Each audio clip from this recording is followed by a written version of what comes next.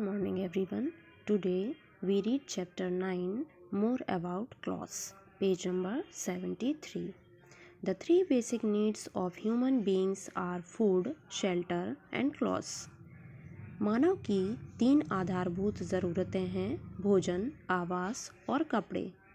Without food we cannot survive, whereas shelter and clothes protect us from changing weather conditions and many other things.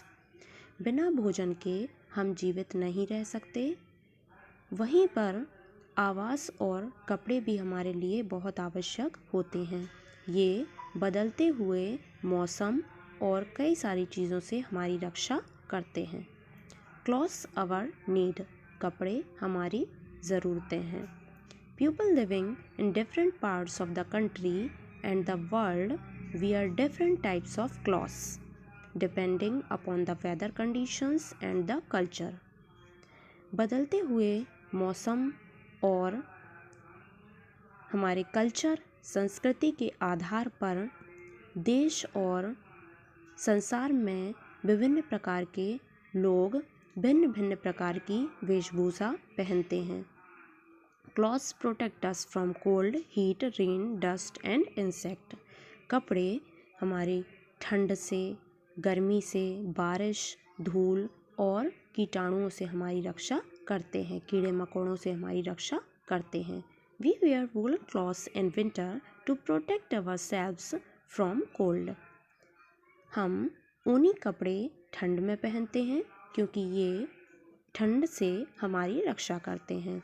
In summer we wear light cotton cloths which absorb sweat and protect us from the heat of the sun. गर्मी में हम हल्के और सूती कपड़े पहनते हैं क्योंकि ये पसीने को सोख लेते हैं और सूरज से आने वाली हीट ऊष्मा से हमारी रक्षा करते हैं. We wear raincoats when we go out in the rain. हम रेनकोट्स का यूज़ करते हैं जब भी बारिश में हम बाहर जाते हैं. A raincoat is made of waterproof material, thereby protecting us from the rain. Raincoat waterproof material से बना हुआ होता है, जल रोधक तत्वों से मिलकर बना हुआ होता है, जो कि बारिश में हमारी रक्षा करता है. Our clothes protect us from dust and insect bites too. हमारे जो कपड़े होते हैं वो धूल और कीड़े मकोड़ों के काटने से हमारी रक्षा करते हैं. We know that air around us contains dust. हम जानते हैं कि चारों तरफ धूल उपस्थित रहती है. जो धूल के कण होते हैं वो हमारे चारों तरफ प्रेजेंट रहते हैं. This dust settle on our clothes. ये जो डस्ट होती है ये हमारे क्लॉथ्स में बैठ जाती है, सेटल डाउन हो जाती है. We can see it on the collars and cuffs of our shirts and other clothes. आप इसे अपनी शर्ट के कफ और कॉलर में देख सकते हैं और विभिन्न प्रकार के कपड़ों में भी इसे देख सकते हैं. Thus our clothes form a protective layer between dust and our body. धूल और हमारी बॉडी के बीच में एक प्रोटेक्टिव लेयर का काम करते हैं. कौन? क्लॉथ्स. कपड़ों की वजह से जो डस्ट होती है वो हमारे बॉडी तक नहीं पहुंच पाती है और क्लॉथ्स एक रक्षात्मक परत के रूप में काम करता है. They protect us from mosquito and other insect bites. वे मच्छरों के काटने और कीड़े मकोड़ों के काटने से भी हमारी रक्षा करते हैं. Winter clothes, summer clothes and rainy season clothes. आपको तीनों की पिक दिखाई गई है. ये कैसे होते हैं इनको आइडेंटिफाई करना सीख लीजिए. In ancient times, people used to cover their bodies with barks and big leaves of trees or animal skin and fur.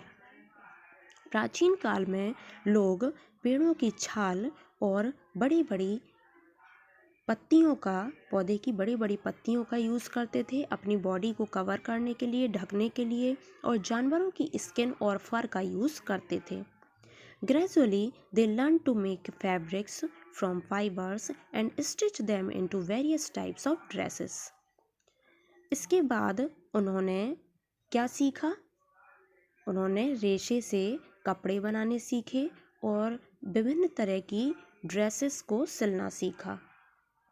Next देखिए page number 74, fibres and there types. आपको रेशों के बारे में और उनके विभिन्न प्रकार के बारे में बताया गया है। We already know that cloth is made from fibres. हम जानते हैं, पहले से ही जानते हैं कि जो कपड़े होते हैं वो रेशों से मिलकर बने हुए होते हैं। Many fibres when twist together make yarns. और विभिन्न रेशों को मिलाकर धागा बनता है। These yarns make fabrics. और ये धागे किसका निर्माण करते हैं? कपड़ों का निर्माण करते हैं। इट मीन्स जो कपड़े होते हैं वो कैसे बनते हैं? जब रेशे ट्विस्ट होकर धागे का निर्माण करते हैं और उन धागों से फिर कपड़ों को बनाया जाता है। वन और more fabrics are then stitch together to make different clothes. और एक या एक से अधिक कपड़ों को मिलाकर सिलकर विभिन्न प्रकार के ड्रेसेस बनाई जाती हैं। बहुत सारे कपड़े बनाए जाते तैयार किए जाते हैं। Fibres are of two types, natural fibres and synthetic fibres. जो रेशे होते हैं वो दो तरह के होते हैं, प्राकृतिक रेशे और कृत्रिम रेशे। नेचुरल फाइबर्स क्या होते हैं? As the name suggest the fibres obtained from nature are called natural fibres. प्राकृतिक रेशे वे रेशे होते हैं जो हमें प्राकृतिक रूप से प्राप्त होते हैं।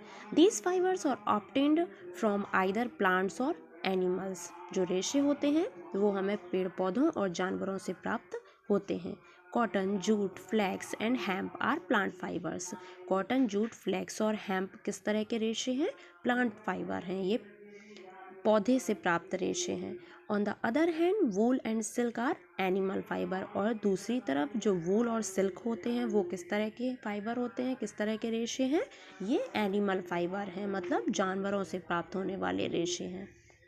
ड्रेस मेड ऑफ कॉटन, कोई भी ड्रेस कॉटन से बनी होती है। Top made of hemp, top hemp का यूज़ करके बनाए जाते हैं। Sweater made of wool, sweaters अधिकतर वूल, ऊन से बने हुए होते हैं।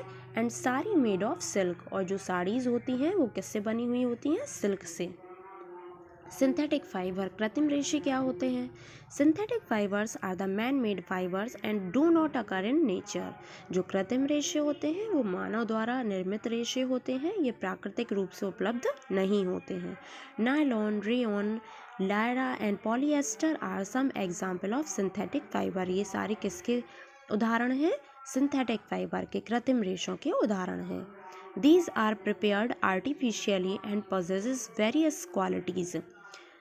ये कृत्रिम रूप से बनाए जाते हैं और ये कई तरह की क्वालिटीज़ में भी अवेलेबल होते हैं। They are water proof, stretchable, wrinkle free, ETC। ये वाटर प्रूफ होते हैं, स्ट्रेचेबल होते हैं, रिंकल फ्री होते हैं। Synthetic fibre have their drawback also. और जो कृत्रिम रेशे होते हैं उनकी कमियां भी होती हैं।